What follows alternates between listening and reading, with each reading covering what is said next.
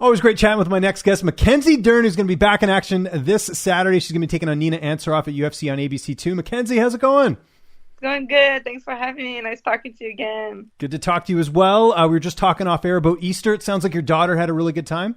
Yeah. We did like the egg hunt in the house, and we put some carrots, like the rabbit came. Yeah. And she was more interested in the carrots than the eggs in the beginning, So she's going to be too, She's still like starting to understand, but it's fun. We filmed everything. So like in 10 years, we'll laugh about it. Yeah, no, it's cool. That's awesome. You still got to have a good Easter with this fight coming up here. Speaking of parenting, pretty cool. You're fighting a fellow mom in Nina Ansaroff. How excited were you to get this fight right off the bat? Yeah, I'm so excited, because, it's going to be on ABC. We're both recent moms pretty much. And it's cool, like she's number 5 in the rank still. And, I kind of, even though Mo was 2, I'm a little bit ahead of her, and I kind of know everything she's going through. Of course, every family is different, everyone has different experiences, and things like that. But, in the mental and kind of just physically wise and everything, man, I know what it's like. I was just there 7 months ago, 10 months ago, so it's really going to be a great experience to fight her. We've always had a lot of respect for each other. And when they offered me the fight, I said, man, this is going to be a great fight. It's going to be a good jump for me, to be fighting number 5 rank, the 5th rank. I'm right there at the tip, number 11, so just to break into the top 10, that's my goal. And, to be fighting Nina. And you fought a lot last year. That was one of the things we talked about. I think it was 3 times in 2020, especially during a pandemic. Was this the right amount of time off in between this fight and your last fight? Definitely. I wanted to fight, but, I had my nose, so I kind of had to take a little bit of time just to recover. And, since I fought so much just to be with my family and things like that, and kind of take that breath and, okay, let's dive back into this and go, 100%. And, yeah, it was a great camp. I just now finally, I don't know if I mentioned this, but I know I've been saying to a lot of people, for the last, since my pregnancy, I lost a lot of muscle. So really, my goal is eventually to be gaining back muscle and put on that, muscle mass.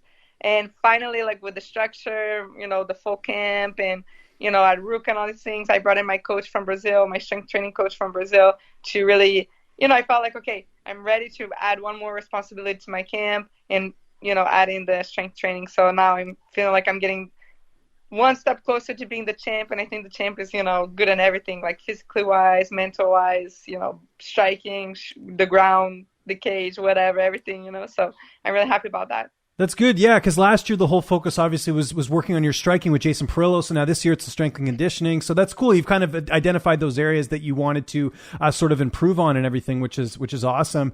And you talked about it there, the notice. It seems like you got a lot of notice for this fight. It seemed like I heard about this fight. It seems like months ago. So you got a really long camp for this one by the sounds of it. Yeah, definitely. It was as soon as, I came back here and then I went to the nose doctor and everything, and I didn't want to put pressure on him or anything like that, but as soon as he gave me oh, okay, you'll be ready, you can come back to getting punched in the face in 4 weeks and you'll be ready to go. And I kind of said April, and I'm trying to ease it out, see where I can get. And he's yeah, April will be fine, So then I sent a message to Make. I'm hey, April, beginning of April, give me a fight, anything, top 10, I want to go up. And then he came back with Nina, so it's really good. It's good to have someone that you're fighting for, and you can.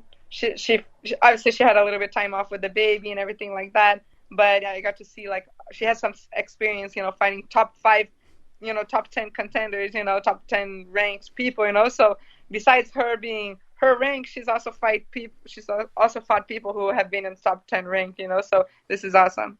Yeah, no, it's a great fight. You mentioned it there, the nose injury. Did you have to get surgery, or what happened there with your nose from your last fight?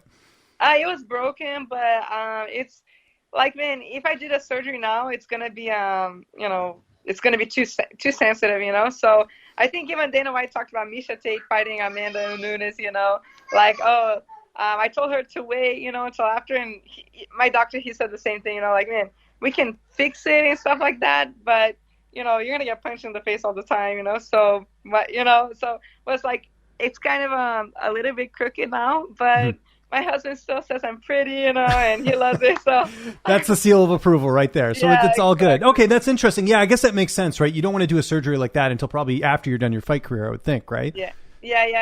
Just, I mean, lining up and everything, but cosmetic wise, it's better. He said it gets like actually more fragile when you do cosmetic because you take out cartilage and all these things, so like just, do that straight, push it down. I got one stiff jab as soon as I came back to training, and then they blew up again, and Perilla, he like pushed down on it, and I was like, man, now I'm getting used to feeling this pain, so it's good. It's good to see what you can go through and still keep pushing forward. Let's talk about Nina Ansaroff, 10-6 record. You talked about it there. She's obviously coming off, being a mom and all that. How do you feel like you match up against her, though, style-wise in this fight?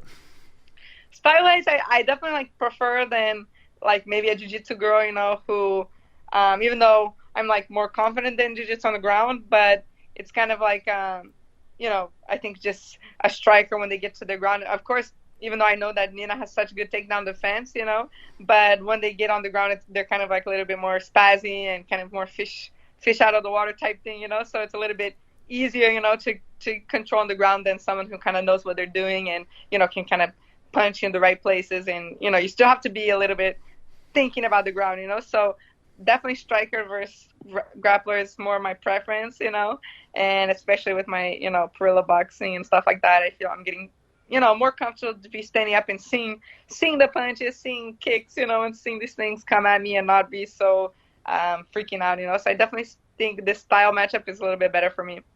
Does it excite you? I mean, this is kind of like the Randa Marcos fight in the sense that Randa had never been finished in the octagon, at least not recently. I know Courtney Casey, I think, submitted her years ago, but Nina's the same way. Like, she's very durable, usually goes the distance in her fight. Does that excite you, knowing you could be the first one to submit her in the UFC? Definitely. I didn't think about it like that, like the first one thing, but now that you said that, yeah, that's definitely exciting. I'm always looking to do first things and stuff like that, so definitely excited about that, and a little even more, she's probably like, man, Lynch, why'd you say that, because now I'm even more motivated to go after a submission now. Okay, well, there you go. If you get one, you can thank me later for putting that in your head. But the other thing that we talked about, obviously, is the layoff. Like, she hasn't fought since June of 2019. You fought 3 times last year. You went through all this yourself. How much do you think the layoff will affect her in this fight specifically? Because you fought 3 times last year. Yeah, I mean, I think all just depends on the structure she has, the support structure she has with her. I know Amanda was just in camp a little while ago, so I don't know how much they were splitting the camp or if they were helping each other during the camp and things like that. But I mean, I think I think she'll do good. I think she'll be 6 months after her pregnancy. I don't know anything about breastfeeding or normal or C-section or anything like that, but I think she'll do good. It's definitely going to be a tough fight. And like you said, man, she's so durable, she's definitely has good cardio and things like that. But I think the momentum that I have right now, it's not even just getting better and adding things to my game. I just turned 28. So, I feel like still getting to my prime. I'm not in my prime yet. I'm almost there. And maybe she's just kind of past her prime, and I mean, obviously it can be at any age and things like that, but that's how I feel going into this fight. Hey, I'm getting better and better, and maybe she's kind of just, I don't know how much more she's going to add to her game, of course, you're never too old to learn things or things like that, but, I have so much momentum that it's kind of like a mind thing right now, I think once the athlete has so much confidence, even Amanda, you say Amanda Nunes, she's like, man, who's going to stop Amanda Nunes? She's just on top of the clouds and everything like that. She's so focused. And, the more confidence you have, it's hard to take that off, So I definitely have the 3 fights I had, it's bringing my confidence so good. Of course not, I can't, she's top 5. I can't, underestimate her at all. But it's hard to, be out of fighting and fight someone that's, coming off so many, good momentum. Who are you getting to work with for this camp? I know you're at Ruka, you're training with Jason Perillo. Who are some of your training partners for this camp? Chito Vera, Tabitha Ricci. Oh, nice. Katie, I don't know her last name, but Katie, she's always there with us, helping me. And then my dad, of course, Mackenzie Diaz, Perillo. And I brought my strength training coach, Rogério Camões from Brazil, too, and Moa and Wesley. They always at the gym with me. Moa's doing sparring with me. Excellent. And you mentioned doing the strength program. Has that impacted your weight cut at all, or is the weight cut on point like last fight? Yeah, so it's crazy, because my weight is the same as like my last fight. I'm 4 pounds over right now, Ooh, the nice. weight cut. But like my body's so different, so it's like way more muscle and I look so different, physically wise. So I don't know, like if, this is going to be my first weight cut, like the same weight, but, different. So we'll see how easy it comes off. They say that like the more muscle, it's more water, I guess I believe. So yeah, I'm just trusting the process. I feel great. I'm not like starving or anything like that. And honestly, like 4 pounds really isn't a weight cut. It's kind of just like, cut down on the carbs and that's it, How do you see this fight playing out on Saturday? I think a submission, I know she has like great defense and things like that. I already did my last fight, like 3 rounds, we saw how my nose went on that. Was good. I love the experience, but hey, I want to fight a lot of times this year and get the belt. So the less damage possible is better and really just come forward. I think I don't know, I think coming off of like, the pregnancy and so much time off, you need to think like strength training. You need to think like her strength that's like her striking to make that on point, her takedown defenses and her ground. I think it's going to be hard to like be 100% on everything, So I definitely believe in my 100%. That's my ground game, and I think that's the way that this fight's going to be. It's like a submission for me. You mentioned her ranking. I think she's number 4. You get the win here, you're going to be in that spot. Do you sort of feel like you get the win here and then you get one more, that's probably going to be a title shot? Is that kind of what you're thinking? Yeah, I know. Like they have a couple, like in the top 4, I think they're all gonna kind of fight each other in the next couple of weeks. Carlos Esparza and Yan Shan Yan. Yeah, I know who you're talking about. Yeah, we're on the same page. We don't both have to butcher it. It's okay. So yeah. And then Zhang Weili, and Rose, they're gonna fight. So a lot of things are gonna happen. I think some are gonna lose, some are gonna win. And I think maybe 1 or 2 more fights and then the belt, hopefully. Who do you see winning between Rose and Zhang Weili? See, I almost forgot as well. Who are you picking in that fight? I think Zhang Weili, Rose, I think has everything, all the tools to beat her, but, she's kind of just like back-to-back wins.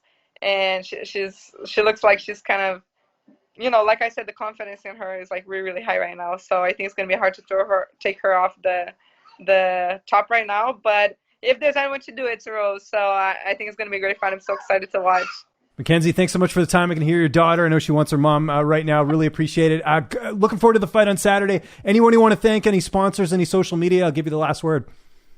No, just thanks all the fans. We wouldn't be here without them, and so excited it's going to be on ABC, So I think it's really going to open the doors to lots of probably the guys are going to love that their girlfriends and wives are going to be like, look, exactly. Look at the moms, fighting and all these things. And they're going to, I think more and more women are going to want to have those fight nights with their husband and watch the fights and be, involved in things like that. So thanks all the fans for all the support. And yeah, we do this all for you guys. And thanks, James, for having me.